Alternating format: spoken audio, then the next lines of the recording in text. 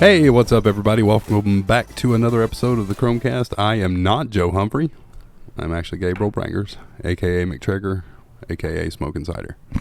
And I'm here with Robbie Payne. What's up, guys? I will give you top billing because you are the founder. Hey. You are the patriarch. Give us some respect, yeah? Hey. Patriarch of this family. But I will also give credit where credit is due, and I would like to welcome with us today Andrew Johnson, a.k.a. The General, a.k.a. Andy Cam. Andy Cannon Camera. Steezy Dreezy. We still haven't got an explanation from Joe as to what that even means. It goes right along with that one Viva La Dirt video I showed you all the other day. It was something to do with my shoes. So, yeah. Like, what does that have to do with shoes? Well, that's Steezy. And what's that mean? What is Steezy? Drew. Yeah, Steezy. You know, it's a thing with this stuff. Is that like Yeezy? Maybe. I don't know. He just plays along. I saw a guy. Like, I saw cool. one of my barbecue guys had a what does Joe call his truck? The Yee, right? He's a Yee. He had a Yee shirt on. I'm like, oh, is that? And it had nothing to do with Toyotas or trucks or anything. It was something complete. I think it's a brand. It's like Yee Outdoor or something like that. It's like we got to get him a shirt. So Joe is from Meade County and has a tendency. Apparently, everybody there nicknames everything and every person. Like every person has a nickname and things get nicknamed. Yeah. I had a friend in high school who was also from Meade County who also nicknamed everything. He nicknamed stuff weird. And then he would like shorten everybody's name. So, like, I'm not kidding. At one point, I remember just being like, "Dude, you can't call me." He would call me Ro sometimes. I'm like, Ro. Like, it's Kevin from The Office. Like, I got a lot. Yeah. Why use all words when some words do fine? Oh, wow. Also, just to clarify, Steezy is the combination of style and ease. A snowboarder term. So it's like dope, fresh. You know, it's that sounds cool. like something Joe would say. Is it like E-Breeze? E-Breeze from the E-Breeze? Mm-hmm. Yeah. This guy. Yeah. They had a run of T-shirts there for a while, I think. What's that? The E-Town High School. They had E-Breeze. Kiss me on I'm an E-Breezy boy. Oh, boy. Yeah. That sounds like an E.T. boy. Yeah. That's a good episode. He sounds like someone that would have that sort of apparel. So, yeah, there you go. In case you're wondering, if you are wondering. Surely you're wondering. Yeah, surely you're wondering why I'm sitting in the hot seat today. I guess that would be the hot seat because I'm the MC, so it's a person being interviewed. You're going to say stuff to me, and I'm going to. Which also leads me to another episode of The Office that I watched last night was the marijuana joint found in the. Oh yeah. And Jim turns it around on him. That's just fantastic. The best. It's the best. Anyway, Joe Humphrey, for those of you who do not know, is an amateur disc golfer. He spent the last year playing tournaments to qualify for the. Is it U.S. or World? It's Worlds. It's Worlds. Yeah. So it is the US. PDGA, the Pro Disc Golf Association Amateur World Tournament, which is actually, oddly enough, right up the road in Indiana. He qualified. That's why he qualified or wanted to qualify for this year because it was close. Right. He didn't have to go travel a long way away to go play. But he put in a lot of work last year. He qualified well within the time frame. Like he had. I think he got qualified. You have to qualify the year before. Yeah. So he was qualified by September or October. Yeah, because he had like 3 or 4 tournaments he still had scheduled to go to, and he went to some, skipped some, and whatever. Yeah. So today is Thursday, so he, in about an hour and a half, will be teeing off round 4. No, round 3. Monday he didn't have a round. Because he said they had practice rounds on Monday. I don't believe that. Because I think it's Tuesday, Wednesday, Thursday, Friday. That's what it showed on the website, too. It's 3. Today's 4. Look it up. Go to PDGA. He's only got 2 scores posted, didn't he? I don't know. Yeah, it's round 3. I just like to argue. I'm pretty sure today's round 3, but yeah, I think he's got today and tomorrow left. So he is playing the World Amateurs today. Had a killer first round. He's doing well. If you find him on Instagram, you can see some of his first tosses and what they were throwing into on hole 1. Would make me want to never play this game again. It reminded me of the scene from Star Wars where Luke goes into to face himself. Yeah. It's like this tunnel. It's like there's no end. Like, that's it? Yeah. That's what you got to throw this. I mean, we have a hard enough time landing a golf ball on a green that's massive, and he's got to throw a frisbee into like this tiny little hole into the wood. So good on them, because I couldn't do it. It's crazy. So Yeah. So good luck to Joe. Hopefully today and tomorrow go well. You're quiet, which tells me I'm right. I'm just kidding. Oh no, you were wrong. I know. It's fine. Don't ever say that on air, please. Don't tell people. I'm just kidding. You can edit that out. All right. So ChromeOS news. We've got Steam Deck is right up there. So you guys did some stuff with the Steam Deck this week. Yeah, the video went out as we're doing this podcast. So by the time you guys hear this, a day or so late. But yeah, the video went up. We wanted to do one thing with the Steam Deck before I sold it, because to be fair, I never use it. So I haven't watched the video yet, but I saw the title when I was scrolling through to get my show notes. Didn't you write a piece kind of similar to this before? Yeah. So it's kind of sorta. I'd said, like the idea of Steam gaming, the fact that Steam Deck is a thing, right, and being sold is a good thing for ChromeOS.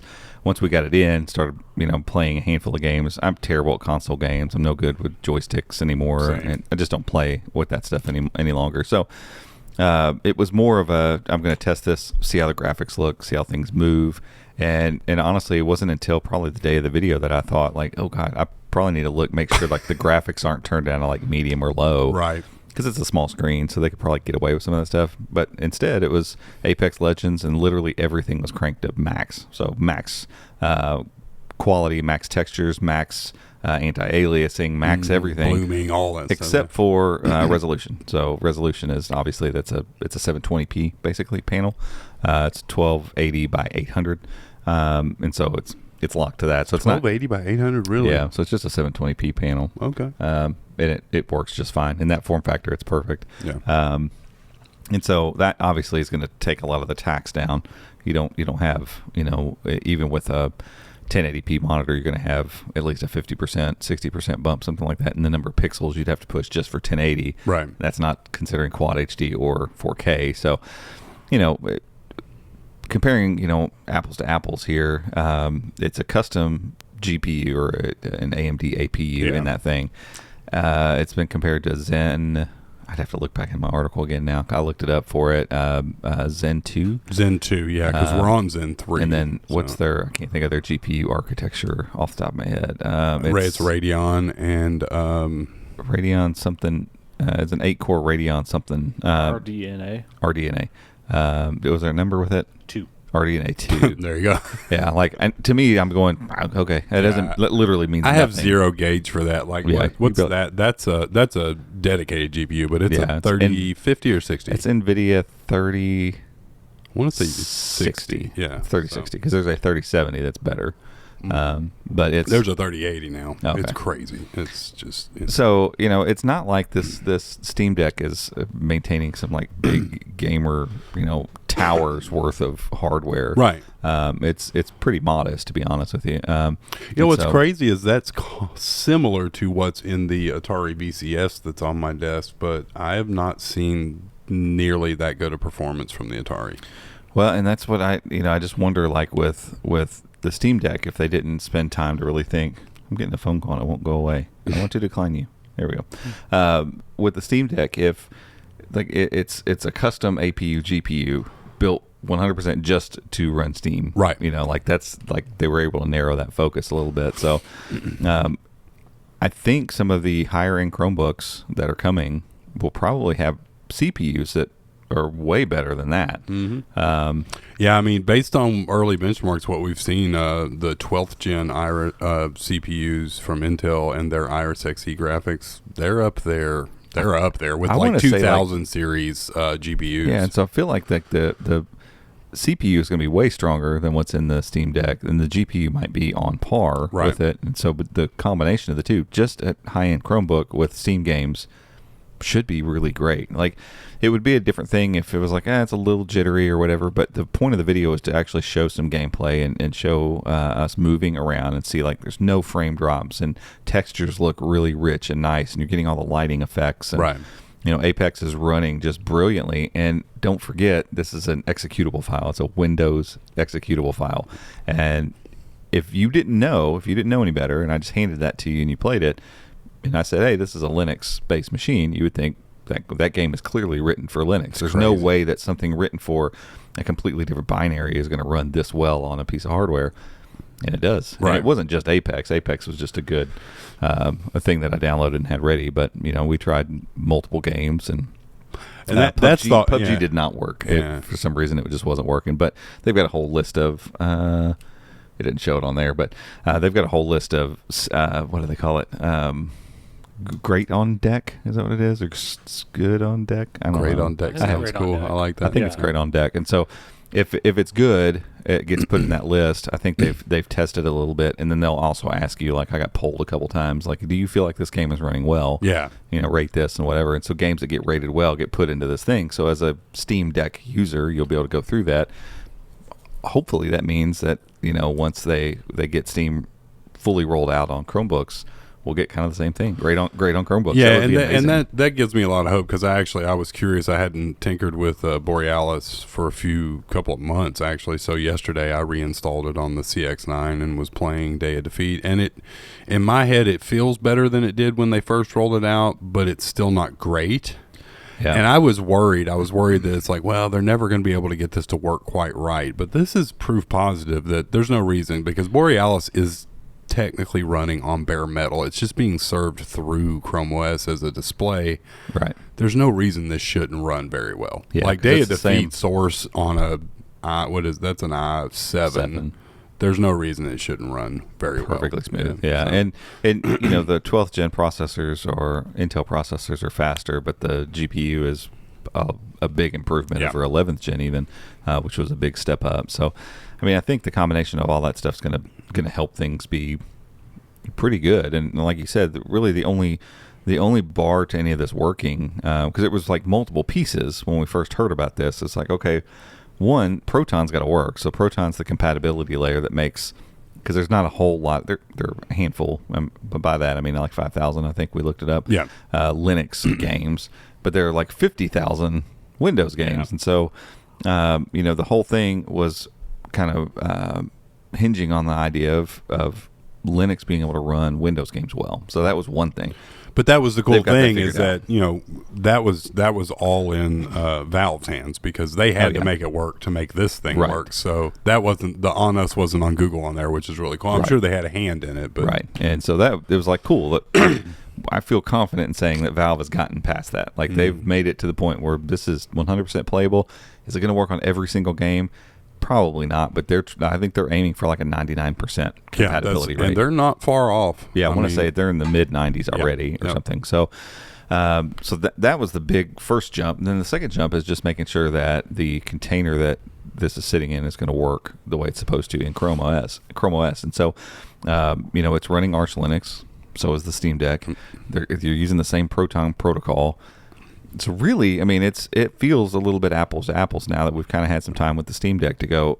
This is what I'm going to expect on. Yeah, on and I will say that the gameplay yesterday wasn't decidedly different, but I have noticed I'm always connected to an external monitor, and when I launch a Steam game, I have to close my Chromebook because it doesn't push it correctly and everything's off. But once I close it and relaunch the game on my monitor, it works fine.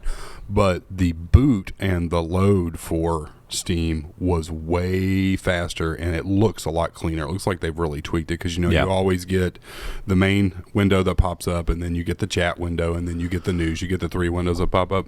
They all popped up simultaneously, and they loaded super fast. It looked really clean. It felt like I was playing on a native machine. So. So they'll get that stuff worked out. I have little to no doubt that they'll get all those pieces. But once they've got that stuff done, and the container is taking full advantage of the hardware on offer, we're going to have some Chromebooks that are going to be really good at running Steam games. Right. And that's the other thing, and I'm sure they're working on this, but, Crostini and Linux has access to the GPU, but it kind of feels like it's just like you remember back in the day, you had a Windows machine, and if you didn't have the right driver for something, you would use a generic driver. It feels like that, because there are certain software that they work just fine in the Linux container, but if you go to adjust your GPU settings, it's clearly not seeing the GPU. Right. And that's a ChromeOS thing, because like DaVinci Resolve is the one of the other big video editors.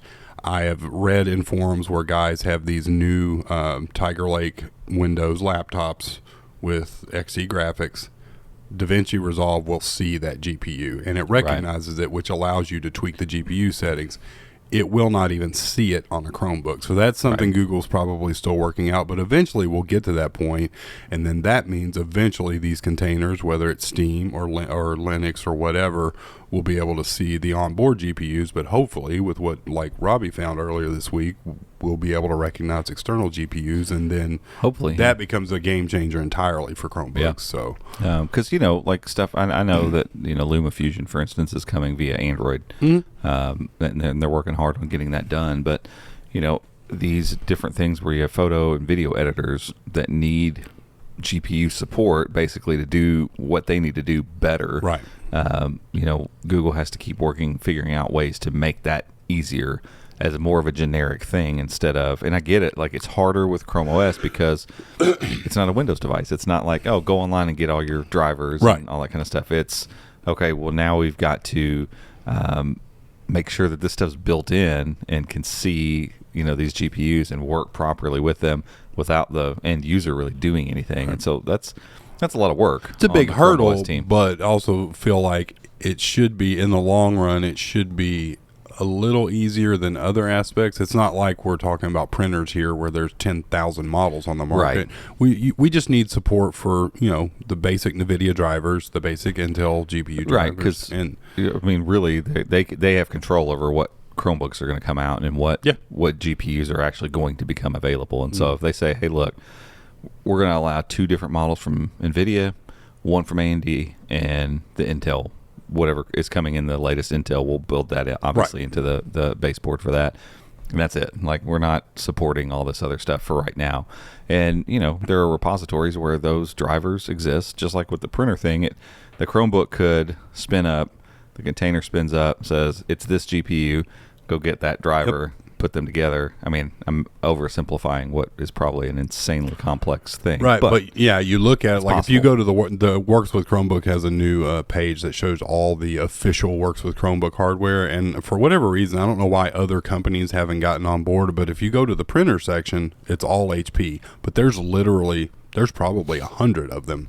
It looks like HP and Google have worked together to figure out what you just said. Hey, your Chromebook starts up and you have a network printer in your house. Go ping this server and get whatever you need. I guarantee, and that's all. The whole cups printing thing is what that was. That's what it is. They rolled that stuff into the printer service on Chromebooks because I go through a lot of Chromebooks and you do too. Like, I'll need to print something, just needed to yesterday, and I hadn't set up any printers on that particular device. And go get on the network. It sees the printer. You click it. It says setting up. Takes about 5-10 seconds. Yep. And then it's like, cool, ready. You're printing. Well, what it did was it went and got the drivers and set things up. And so, that kind of operation can work for GPUs and all that kind of stuff down the road. Yep. If that's the way they choose to go. So. Yeah, I mean, and one really cool way that Google could corral that and kind of do some quality assurance on that is just a suggestion, if they haven't already thought about it.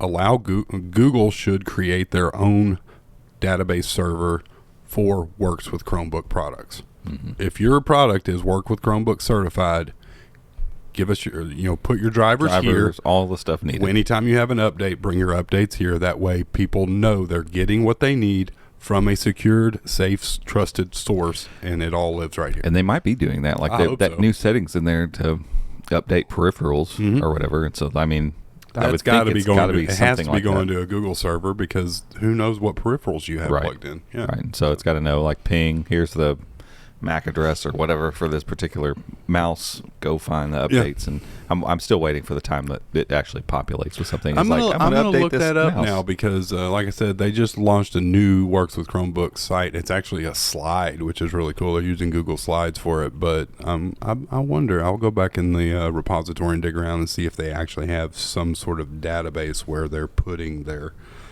software and stuff. That'd be cool. Yeah. So, But yeah. speaking of these things, Segued, but then we derailed again. Sorry. we came across a new commit that is an older Chromebook device that is one of the many Alder Lake, so 12th gen Intel Chromebooks on the way. There's bunches of them. It was Draco before, so I found this after. With a K, right? No, with a C. Oh, is it with C? Draco? Cool. So Like Malfoy. it Draco. was. But it was in the list of just, it's another 12th gen Chromebook, whatever. And then we found the GPU stuff, and then I found an older commit saying change Draco to Agah. Agah, yeah. It was A-G-H-O or A-G-A-H. yeah. Agah. Which is they're all Destiny characters. It's the last name of I think it's a minor character in Destiny, but yeah, it's in Destiny. So, which is a perfect thing. Like, if you know you're going to bank a bunch of Chromebooks off of a baseboard, like, Destiny's a good place to go because there's so many names. Yeah. It's just a huge, like, universe of stuff. But, Agah was found and clearly has reference to Nvidia GPUs. Mm-hmm. So, they're getting drivers and basically turning things on so that the onboard GPU will be working. And so it's like, okay, we kind of knew, like, we've said this what feels like 100 times of like, eventually, we'll get a Chromebox or something. And I thought it was a Chromebox at first because it has a barrel jack for a charger. Which is, and I didn't point that out in the article. Maybe I should have. Might end up being, I might do another roundup because there's a bunch of other little stuff around it. But backing up, once I figured out that Draco was the old name of it, well, Draco has very clear ties to HP, from emails that are on the commits to the battery that's inside of it. Like, it looks like it's going to be. Before, I'd already kind of pinned it as an HP device, and so now it's like, okay, well, they just changed the name. It's not like they changed the device. So it looks like we could be getting an HP, and their gaming is what? Omen. Omen, yeah, an HP Omen Chromebook. Yeah. And so the idea being, you launch this, I could see like CES or something, them having something around then and saying, hey, look, this is a Chromebook and it's going to have the gamer aesthetic and it's going to have all the gamer stuff. And yeah, you can play your online streaming games too. That's fine. But this one's built for Steam games. And yeah, it's ChromeOS and it's going to be fast because it's got a GPU and you can do all your other stuff with it too. But this one's going to have a gamer aesthetic to it. That would be my guess. Yeah, I mean, because I'm thinking I don't think Steam is going to technically be in beta until the end of this year. So we're probably looking in middle or end of next year before it's official. I would have said that doesn't line up with, there'll be 13th gen, whether Raptor Lake or whatever coming out. Yeah. But the release schedule, the way it looks like it's going, like we're just now, I got the Dragonfly in there. That's the first retail version. Yeah, of we'll be 12th closing gen. in on 2024 before we. Oh yeah, I feel like before we get Raptor Lake. I think so because that one Raptor Lake device was just added a week or two ago. It's just starting thinking about developing for the next I'm calling generation. it now. I'm saying it's a Google Chromebook. So I just think it's probably not, but if it is, how cool am I going to look? I don't know. I'm just kidding. Just go and put it out there. Yeah, there you go. It says Google on it. That used to be enough. Yeah, if I'm wrong, we'll just delete this podcast. But yeah, like I think there are going to be multiple of these. The barrel jack again threw me off for a minute because I was like, oh, barrel jack means it's a Chromebox. Like they don't put barrel jacks on Chromebooks anymore. But you're going to need, if you got a GPU in there, it's probably going to have a pretty big fan array. Oh, yeah. It's going to need some power. But there's some other fun stuff on there that, like I said, I'm going to do another roundup of some of the details about it. Now we've had a Chromebox that was USB-C powered, but will USB-C do like? I think 160. I think 4.0 is the one that carries more. So what I saw is that they're working on a switch basically to get 100 watts over USB Type-C, and the ability for the Chromebook to understand if you had the C plugged in, you popped out the barrel charger, like it would know to switch over to that. I'm guessing. But yeah, I don't think I've ever seen 100 watts over USB. Because if it has all of that, it's going to have to be at least 100 watts. at least. Yeah, and that's the spec that they're showing right now. And that's what they're testing anyway. They might be able to push more than I that. really hope that Google is working with. I mean, it'd be awesome if it was DaVinci. There are a couple Linux editors, video editors that have launched official ChromeOS support, which is funny because I downloaded one the other day, and I won't name any names because at least they're trying. But the ChromeOS version that they have does not work that well. And it works with it integrates with Blender, so you can create your titles and stuff, but it will not work with the latest version of Blender. So you have to install the ChromeOS version of the video editor and then go install the older version of Blender in order for it to work. And I'm like, Google needs to pick one, and it should be DaVinci Resolves, or is Lightworks? No, that's photo. What am I thinking of? Yeah. No, Lightworks is a video Lightworks. Yeah, Lightworks, because I've tried multiple times to install it and I can't get it to work, but it has a Linux version. They need to work hand in hand, and then when they roll out all this dedicated GPU stuff, they need to focus it around that and gaming. I think they really because they could do the same thing they're doing with Borealis. Like at some point, somebody at Google just talked somebody else into like, hey, we can use this container stuff to make proper gaming. Let's go talk to Valve and see if they would be willing to help. Sure, okay, cool. Let's build a container for this thing, this one particular thing. And I think that's the route to go for these types of more intense applications, like where a service really wants to be involved with ChromeOS.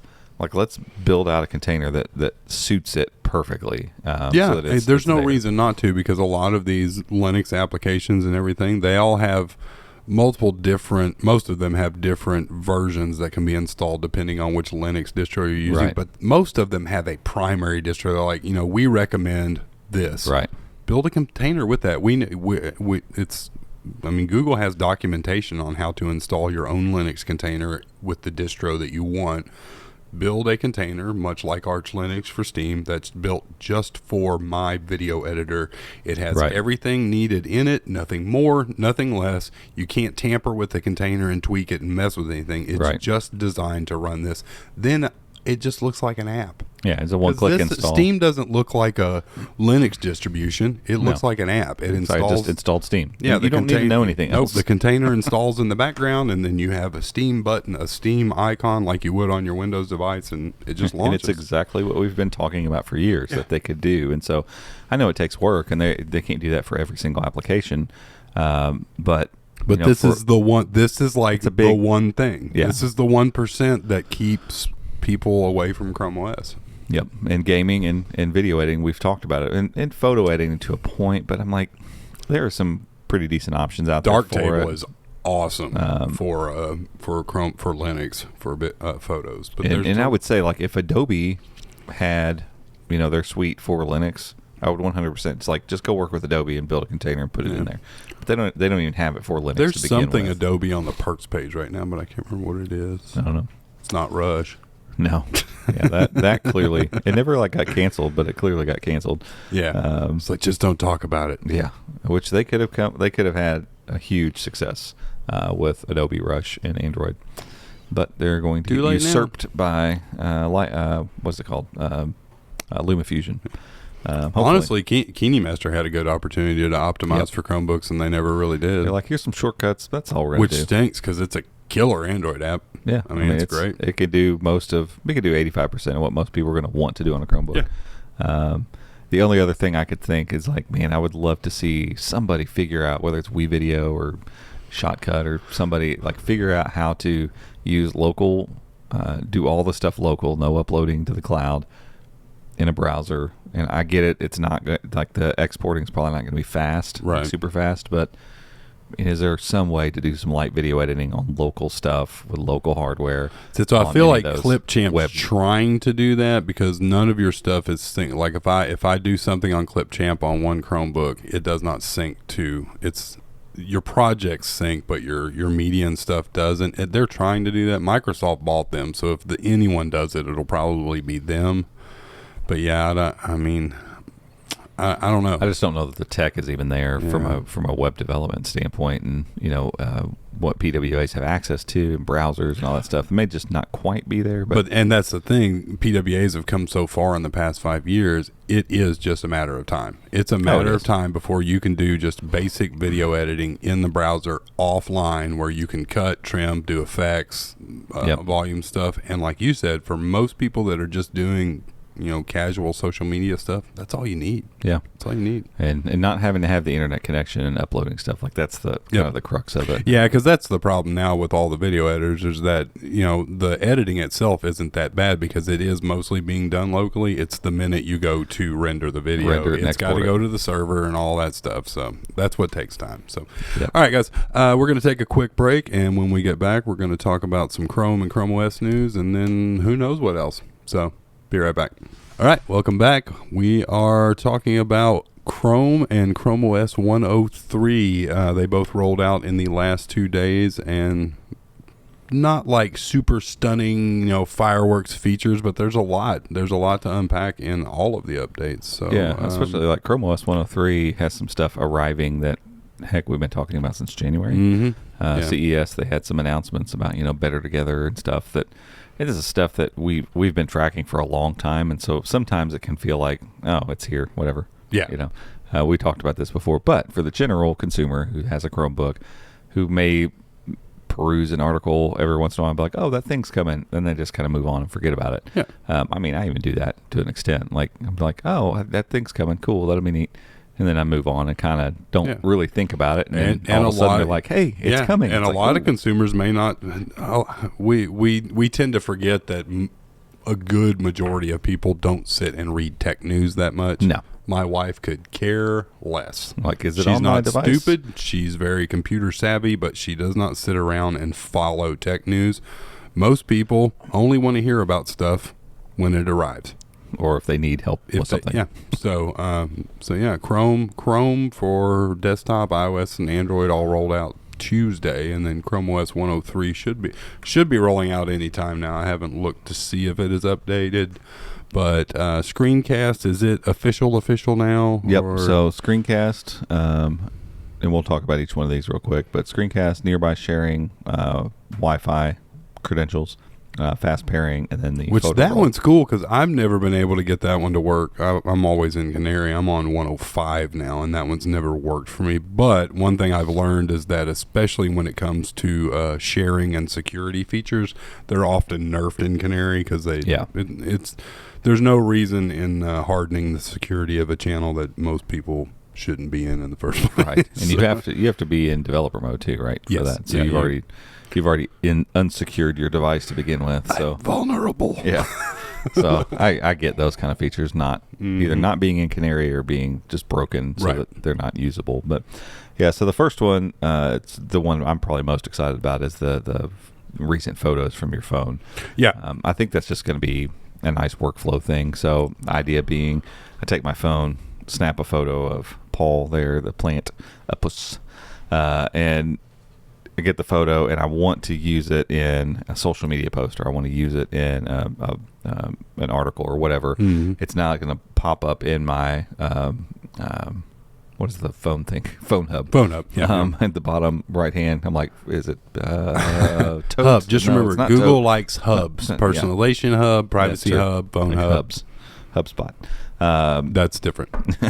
And so you'll be able to just, I'm assuming it'll work just like the tote, the recent files area. Yeah, works. I think it shows 3 or 4 of your most recent. And you just be able to grab it and drag it into things. And that's what's cool, because I remember when we discovered it and we started writing about it, and at first in my mind, I'm like, how lazy have we become? Because Google Photos is pert near instantaneous, and that's basically what I use. Yeah, that's what I do. Nearby share has gotten really, really good. It's also an option. You can nearby, but when you're talking, and this is weird because I'm trying to teach my kids patience, because children have no patience. They want everything, and we live in a society of microwave everything. We want it done now. There are times when that's not good, but there are times when it's really good. And this may seem trivial, but to be able to snap a photo, this is just our use case. I'm sure there are countless other use cases. To be able to snap a photo for a featured image and it's instantaneously available. Yep. It just the 2 or 3 or 4 steps it takes to navigate to Google Photos or to go to your phone and nearby share to yourself. That time, over time, saves a lot of time. Yeah. To me, it's a big deal, even though it seems like it's kind of trivial. And there's lots of work being done to get like a lot of the Google Photos editing stuff in on the local media app. Yep. So you have the Google Photos edit button in there now if you have Android apps enabled, which whatever.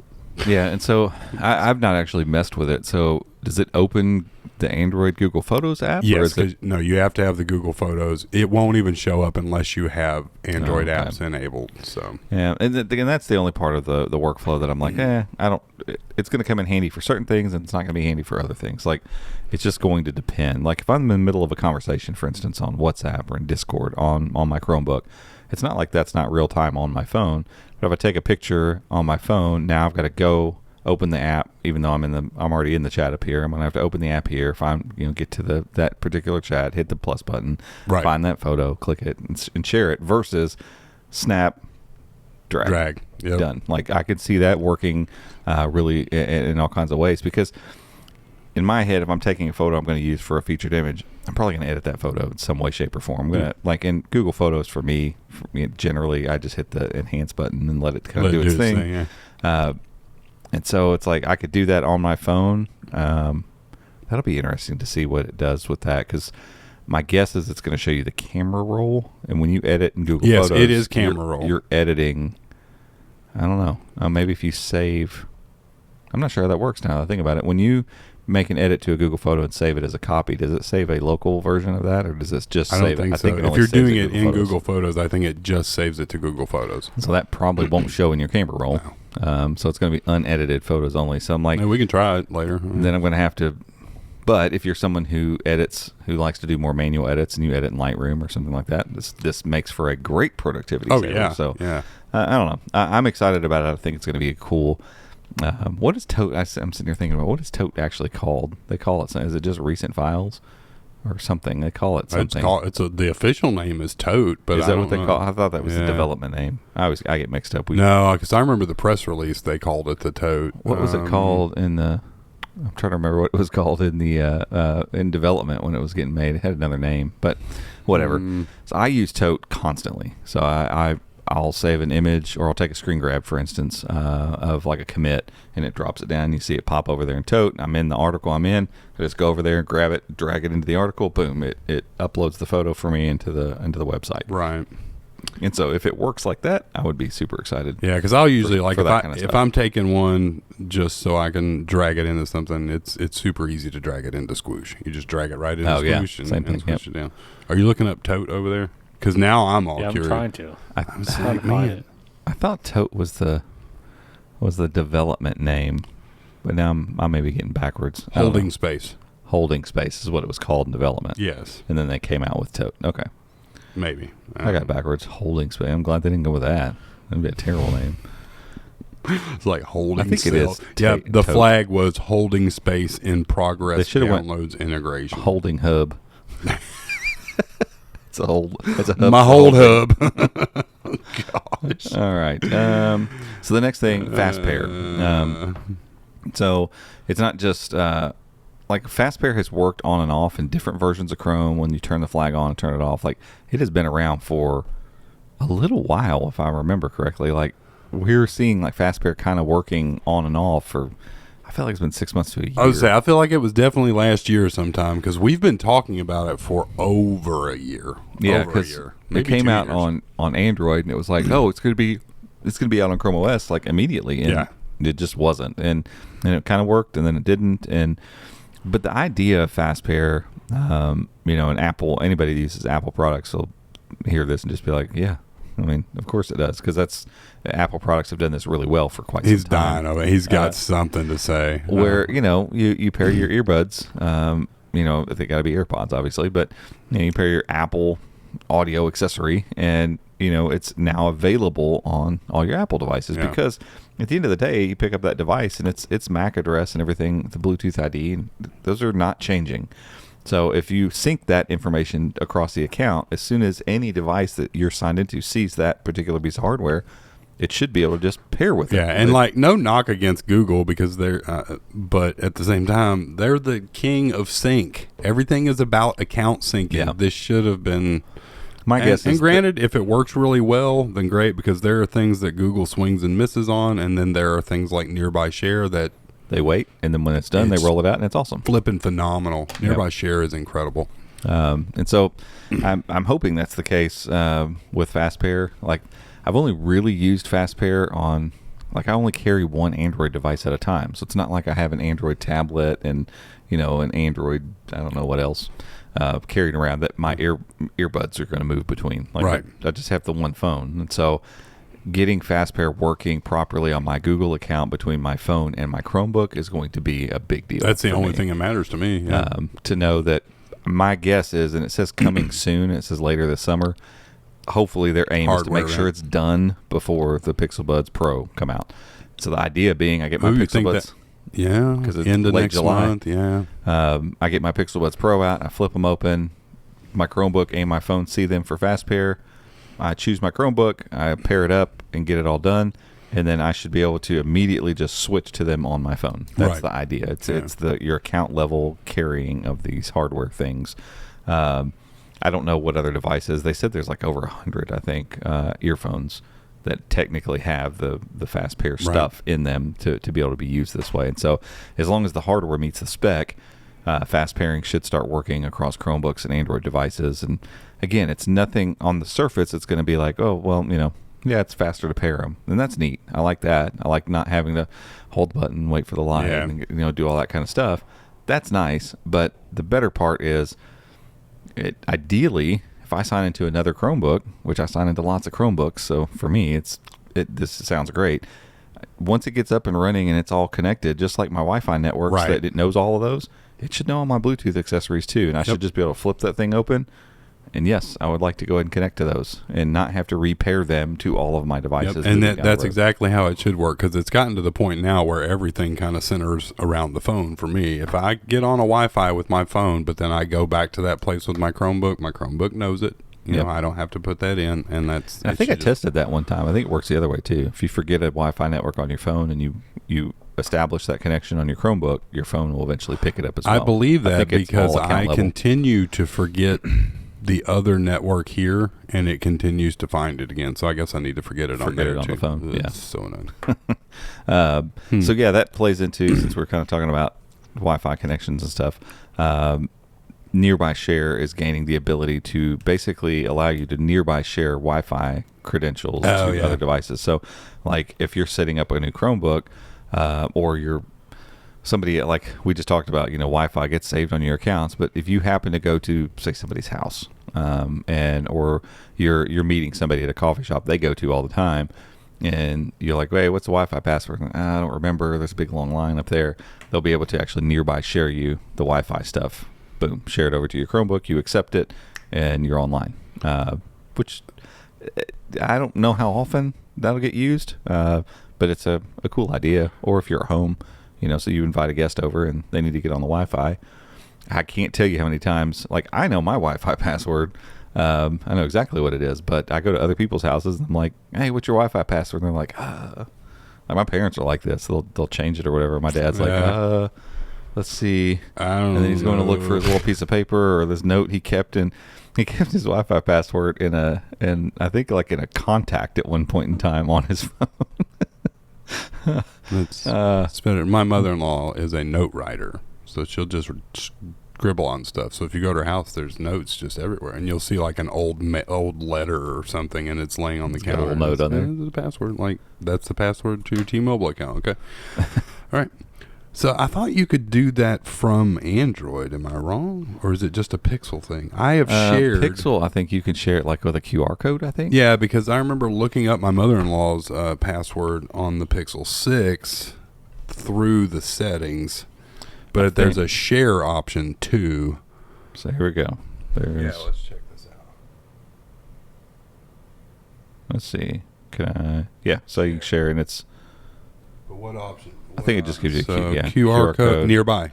Oh, there you go. What does that do if you try to I'm guessing that's going to be on Chromebooks now, too. Yes. So I can nearby share, and the Chromebook can understand this, or maybe it already works. Click it. Let's see what. Yeah, so it says devices sharing.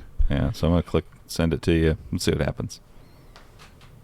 I'm already connected to that Wi-Fi, but it connected to that Wi-Fi and said connecting. We'll get off here. We may try to do it on a Chromebook and see. Because it's trying to autofill. So it's just going to work the other direction. So that's cool. Yeah. And again, it could be already, like Google does this sometimes. They'll announce new stuff that started working like 3 weeks ago because it might have been a server-side kind of update. And it's part of this new update. They just bringing, shedding light on it because it's the same thing they're doing with the Screencast app. Like we've already talked extensively about it, what it does, but they're rolling that into this update and like, hey, we want you to remember this is part of it, and I think it's going to be widely available now for everybody. Is the selfie cam going to be in there? Selfie cam with the screen. This is for the Screencast. Screencast thing. Yeah, that's part of the Screencast. Okay, because I've got it enabled on my device with the flag, but I haven't checked lately to see if it's working without. But surely they're rolling it out with that. Yeah, and that's the other thing with these announcements is that this stuff probably is built into 103, or they expect it to come at some point in the next 4 weeks. It may all roll out now.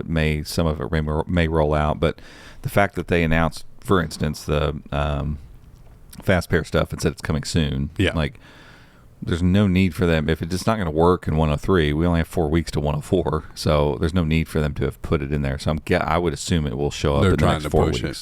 So I think they want to have it, for instance, again before the Pixel Buds Pro come out. So that's.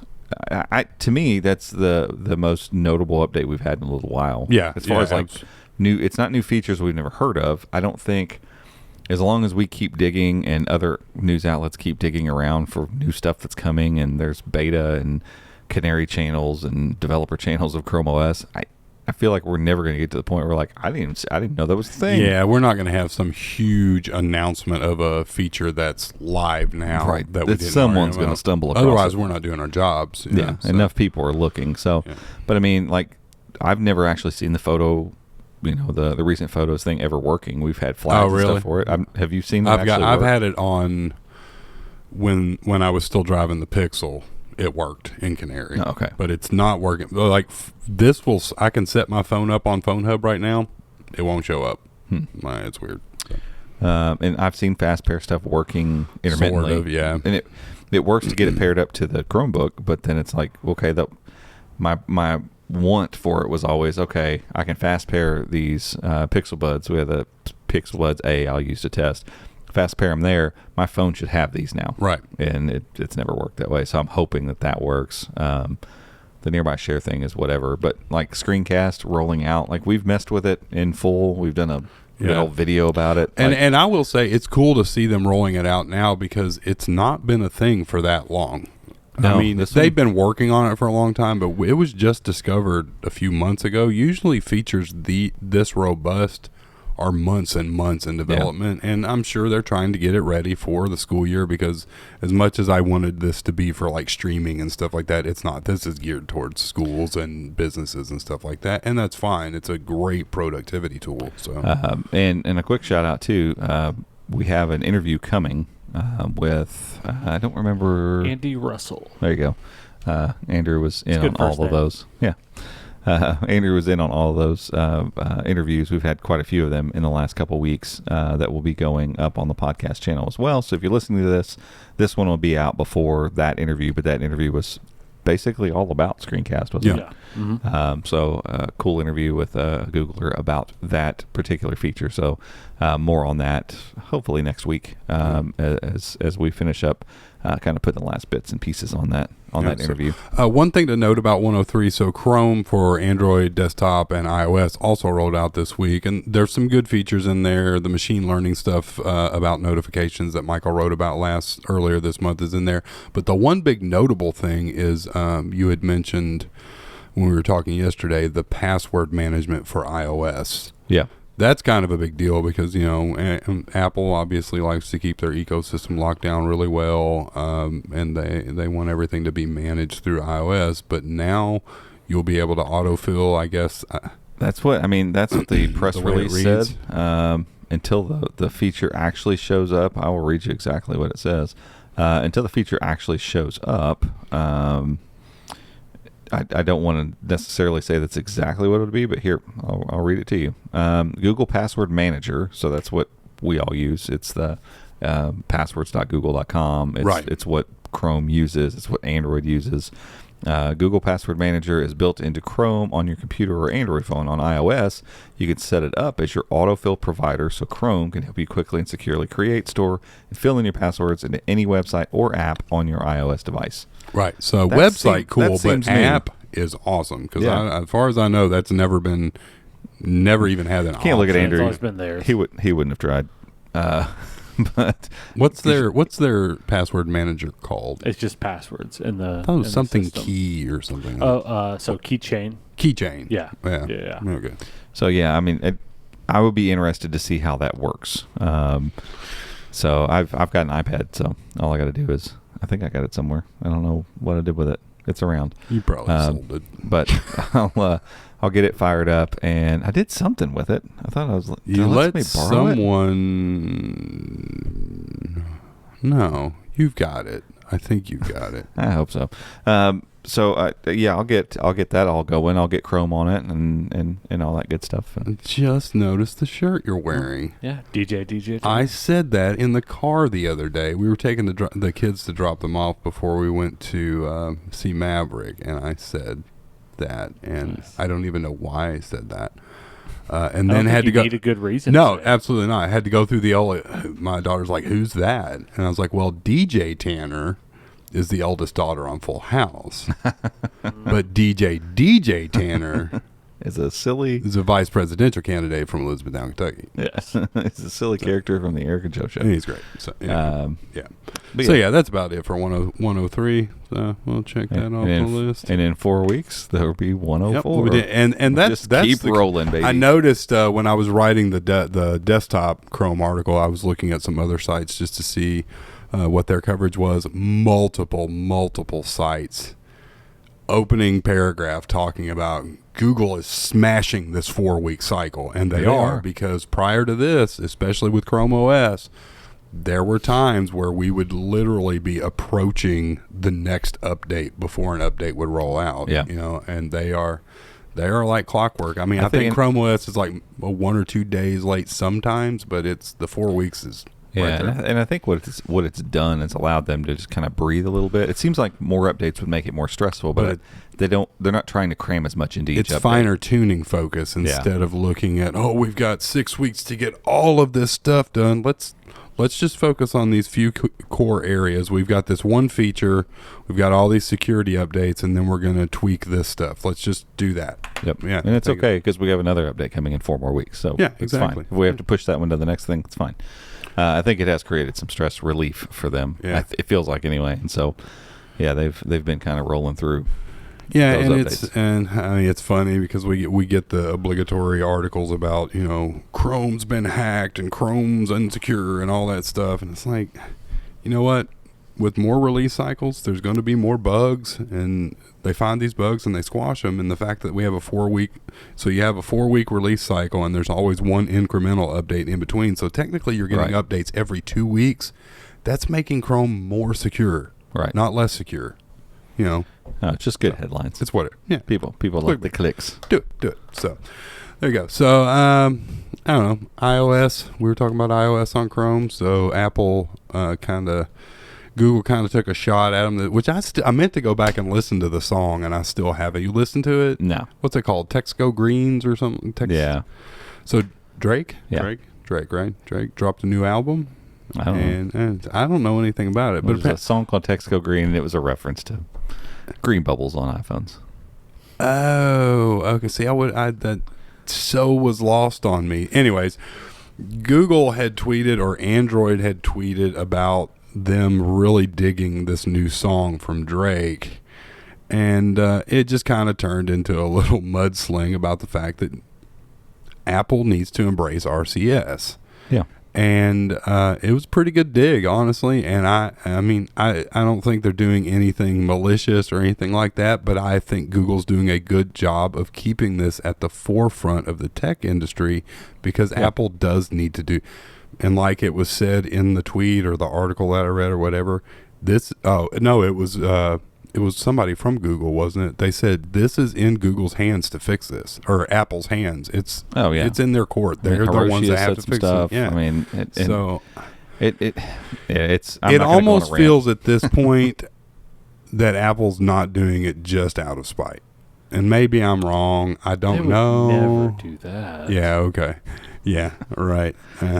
Yeah, and I don't really understand what the reason for the holdout would be. Yeah. It's no different than at one point they decided with iMessage they needed to add MMS and SMS support. Like, that's how most people communicate. We can't sell a phone without that. That seems silly. Right. And so RCS is the replacement for SMS, MMS. It doesn't make any sense to me. Yeah, and it's not like this is some outlier that it's like, oh, well, some people, when Google saw that carriers weren't embracing it the way that they wanted them to, they just usurped them. Right. They ran it off their own servers, and it's not Google trying to force their play. They're not trying to dominate this. It's just a superior technology, and they want people to take advantage of that. I love it. I love RCS on my phone. It is. It's when you hook up with somebody that's using it, it's great. Yeah, like it works absolutely awesome. And I can't imagine that there's any type of technical deficiency that's causing Apple to not do this. Because RCS has been around way too long for that to be the case. I mean, you're an insider. What's going on? I turned myself down. Turn off. Were you over there grumbling? No, we're just a stubborn group of people. Okay, fair enough. That's all it is. You heard it here first, folks. Apple just don't want to. Well, and here's this is the last thing I'll say, because I've ranted about this before. With RCS in iMessage, make it an orange bubble or something, so like if you need to differentiate, if you feel the need as Apple to be like, hey, this isn't an iMessage, to a point I can get them needing to point out that those two are different things. Like if I'm in Facebook, because Facebook Messenger handles text messaging, if I'm in Facebook Messenger, I kind of would like to know whether I'm texting someone or using an IM. I'd like to know the difference. It's not as necessary with RCS, because RCS can handle almost all the same stuff. Right. So maybe it's not necessary, but if you still feel it's necessary and you want to keep your lock-in stuff and, let kids get bullied over all of it, and if that's high on your priority list as a manufacturer of things, Apple, go ahead. Keep doing that. Right. But just change the color and adopt the standard so that it's less of an imposition on Apple users when an Android user gets in their text messaging. But that's my question is, at the end of the day, what does it matter? You cannot tell me that there's any reason other than Apple just wants to have their thing that's their own. There's no advantage to me knowing or having a blue bubble or a green bubble, is there? I know at one point in time there probably was, because there were certain things, like there was a point in time where, especially around here, where I could not get images from people using iPhone. You still can't. I mean, you can, it's but they're weird, terrible. But it's SMS and MMS as a protocol is the problem. Right. And so if I send you a text message you have an iPhone, the only text message option most people are going to use is iMessage. Right. Well, iMessage is an instant messenger by default. It handles text messaging. Right. It's not a text message client. So when I send that to you, the different color bubble was originally just meant to alert iPhone users, hey, this is somebody messaging you with text messaging. Don't expect things like read receipts. Don't expect things like large videos to go back and forth. Like, don't expect an IM experience with this all text the message. things that RCS solves. Correct. And so there are probably some things with iMessage, like I know they do the little emoji or the little moving emoji things. I can't the emojis. Yeah, I can't think of anything off the top of my head that iMessage is doing when it comes to peer-to-peer connection that RCS doesn't do. So I don't know why there would be any need, but because it's created the stigma that it has, Apple uses it for tie-in 100%. Like they use it for lock-in ecosystem lock-in, because you can go on Twitter right now, I guarantee you, and run a search for iMessage Android and see hundreds of people tweeting that they would think about leaving iOS to go and try out Android if it weren't for iMessage, because they have so many family members that use iMessage, and they have these groups and these text chat groups. But why? Well, because that's where it is now. Right. And so now they don't want to leave because they don't want to be the green bubble that busts up their ability to like and thumb up and send group text. And I get it. Like, I get that. I have an article on how to put iMessage on a non-iOS device without having to buy a host Mac. It's not really a thing. So I understand the people that don't want to get away from it. What I don't understand is the fact that there's a way to get rid of this stigma now, and they won't, and they're not going to do it. But then part of me can kind of understand that they're just like, hey, this is a tie-in. We have shackles on people. We're going to keep them on them, and it's going to be a tough one. Like, until RCS is the absolute de facto standard for messaging on other phones, I don't think they will do it. Because it's still not. Yeah, I used to kind of not defend Apple, but kind of give them a pass, because I thought, well, Google does the same thing. You've got Pixel exclusive features, but that's not the same. That is not, having the what's playing on my lock screen is not the same as disrupting the interaction between millions of phone users, because that's what you're doing. You're hurting the market. You're not, everyone has their own exclusive features, but those exclusive features are exclusive to a device or an individual. They're not limiting the functionality of everyone involved. Me buying a new Pixel 6 Pro doesn't affect Andrew's phone usage. Right. So when did RCS come out? Whew. Like 2016? Like 2011, I think. Oh, it was okay. As a standard, it's been available. It just has not been adopted. Okay, right. So around the same time as iMessage then. Yeah, shortly thereafter, yeah. Okay. But no one was using it. Sure. And to me, that's the biggest reason to use the iMessage over regular text message back then. Oh, and 100%. I've become so accustomed to it. Right. I would absolutely love them to have RCS, because then I wouldn't have that green bubble issue. But it's the, I think most users would be fine with it if they were offered it, but Apple just won't do it. You look at like 5G. It took them years to add 5G to their phones. Yeah, and I think too, like, if Apple comes up with some sort of iMessage thing that RCS can't do, then they retain the ability to say, hey, we still have lock-in with this.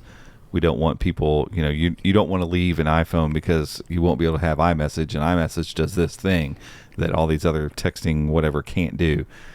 I think at that point they would probably be more willing to put RCS in there, because now it's not about read receipts. It's not about being able to send videos and photos. It's this other feature that you can't do if you don't have iMessage. Right.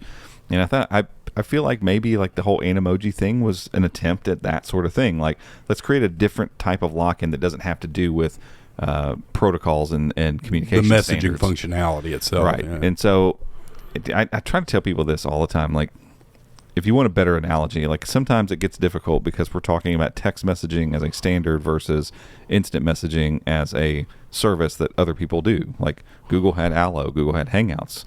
There's WhatsApp, there's Facebook Messenger, there's countless instant messengers. And so the defense for this is, iMessage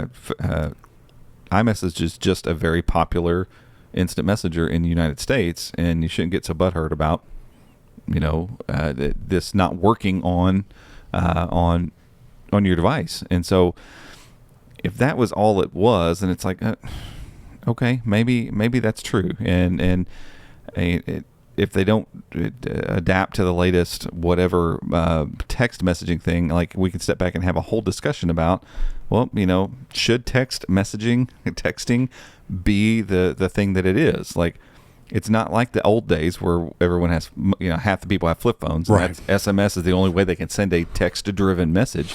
It's just not true anymore.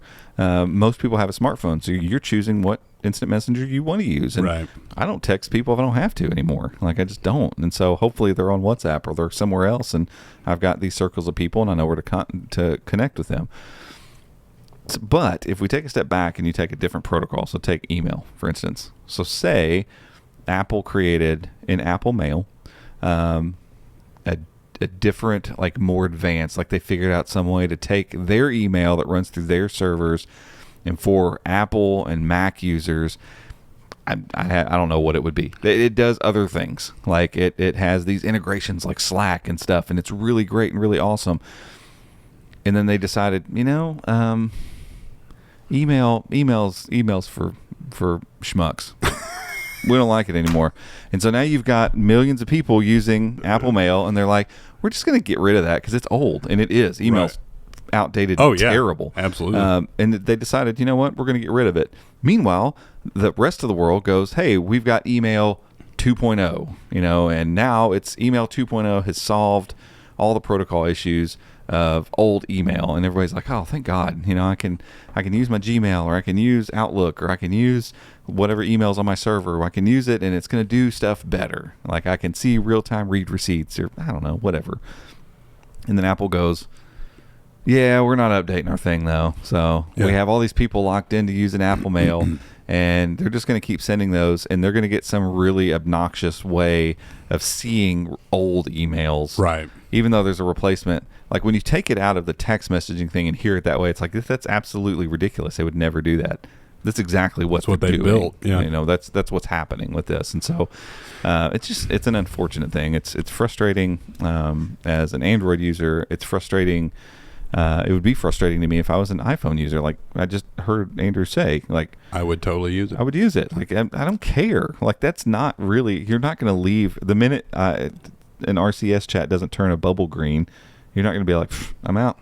I've been waiting for a reason to leave iOS, and this is it. But I know plenty of people who are hanging on because of that. The moment you mention why you use an iPhone, and like, well, your Android phone doesn't have this. Like, well, we do. We just have a universal version of it, not And there's so many other things I feel like that Apple's got ecosystem lock in on now. I'm like, this isn't one to hold on to anymore. Let's let this one go and move on. But so whether they ever will is, who knows, honestly. All right, you want to talk about your Dragonfly a little bit? We'll do a hot take. Yeah, let's do a hot. Yeah, we haven't done a hot take in weeks, so hot take. I'm sure if you're around the when did we get it? We got it last Friday, so we had already podcast, but we've done some content around it, multiple content pieces around it over the past week. So we do have what is supposed to be the retail version of the HP Elite Dragonfly Chromebook. That's it. Just Chromebook. Yep. There's no C10. I've just been calling it the Dragonfly. Yeah, it's the Dragonfly. That's what it is. It's better than it was back in January when it was super duper pre-production. The haptic trackpad, very cool. Works like you'd expect it to. Multiple levels of pressure there. Backlit keys, fingerprint scanner, great port selection, full-size HDMI, USB Type-C on both sides, quad HD screen, 400 nits, great looking front-facing camera. Gorgeous machine. Yeah, and it's really pretty. It's really nice to look at. Are the haptic settings in the settings menu? They are? Yep.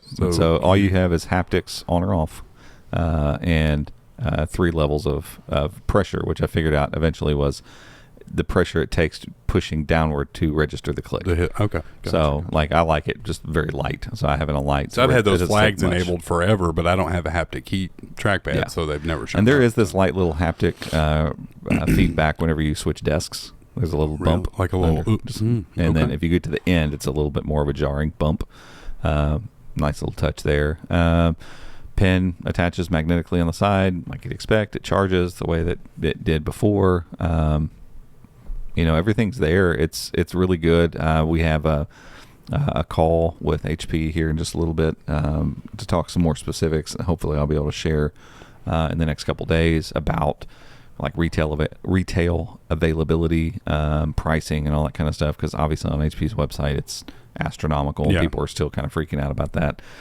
But I've had some hiccups with it so far. The other day I had to remove Android apps and put them back because it was, even after restart, it was just like destroying my RAM. Like everything on every page was reloading constantly. I turned off the Play Store and it immediately fixed. I have turned it back on since then, and it's been fine. So yeah, all the stuff that's happened really makes it feel like this might just be a lemon, especially the stuff that happened today. It feels like maybe there's a hardware thing going on, or an EC or something. Yeah, I went through a couple different docks, and it was just sometimes it'd work, and then it wouldn't work, and then I plug it in the other one, and it whatever. But then today, it was showing it was charging, so I unplugged it because it said it was like a 30%. I'm like, that's weird. So I unplugged it, and it still said it was charging, and plugged the charger back in, and it didn't register anything. So I restarted it. It started up with the charging icon on the battery. I'm like, that's not good. And so I'm trying both ports, trying multiple chargers, and all these chargers, obviously checking on other Chromebooks. It worked fine. It's a self-charging Chromebook. They didn't announce that. It just sits there and charges itself. Solar. And then I power washed it because I'm like, well, this isn't working. It started up from a power wash showing that it was charging. Yeah. And it was sitting in my hand. Not plugged in. I'm like, that's not good. So when it dies, it's probably going to be dead. Yeah. So I might have a lemon. Obviously going to bring some of that up in the call. Yeah. Please do not let that form any opinions about this device. No. It wouldn't be the first time we got a review unit in that was defective or faulty. It's part of it. But apart from those weird oddities, and I think I chalk some of that up to 12th gen Alder Lake stuff. Yeah. Like, this is a new generation of processor. This just happens to be the first one that's not anything else that's happened weird with a 12th gen device we've had. You chalk it up to pre-production. Yeah, because I'm using the Lenovo right now, and it does got some quirks, but it's way pre-production. Yeah. Yeah, and so this one isn't, and it's kind of in some ways behaving like a pre-production unit. So HP will get us a different one over for the review, obviously, but we got some questions to ask, mainly about retail availability. Like, is it going to be at Best Buy? Is it going to show up at other retailers, and what models and what kind of prices? So hopefully after that call today, we'll have some answers that we can share out, because it would be awesome to see this device. We're in July or August availability. Yeah, they said June to me originally. Yeah, because if you try to pre-order one or order one on HP, some of them say like October or so. But hopefully, you guys will be able to walk into a Best Buy, and it is going to be in other retailers. I did confirm that with Alex a few weeks back, because I was like, these prices are crazy. Like, can you say anything? And he was like, I can't. There's certain things I can't say yet. He's like, but there are massive price cuts that come to retailers, basically, for them to resell. So those prices will come down at retail outlets. And as much as I'd love to say, you're going to be able to go buy one of these for $700, you're not. These aren't going to be. This isn't going to be a device, but it's going to be $1,000 device that's worth every penny of $1,000. Yeah, I mean, you get rid of the couple little quirks that have been kind of strange. And to be fair, if it's not technically out on the market yet, like even if they're not shipping. ChromeOS 103 could have already addressed all the stuff. Because it's still on 101 unless that's changed. It's 102. Is it 102? Okay. Yeah, gotcha. But I mean, they could have addressed all these things in 103 already, knowing that it was going to roll out before these things actually hit shelves. So that's going to be some questions I'm going to ask during our time today, and so hopefully we have some more information on that. But so far, it is an impressive Chromebook. Very much so. Yep. So there you go. There's our not so hot take on the HP warm take. Dragonfly, our lukewarm tepid take. So that's about it for this episode, guys. We will have young Joe back with us next week. So if you missed him, come join us next week. If you didn't miss him, sorry, he's going to be back. We'll see if Andrew can edit an episode without him in it. I don't know what to tell you. So there you go, guys.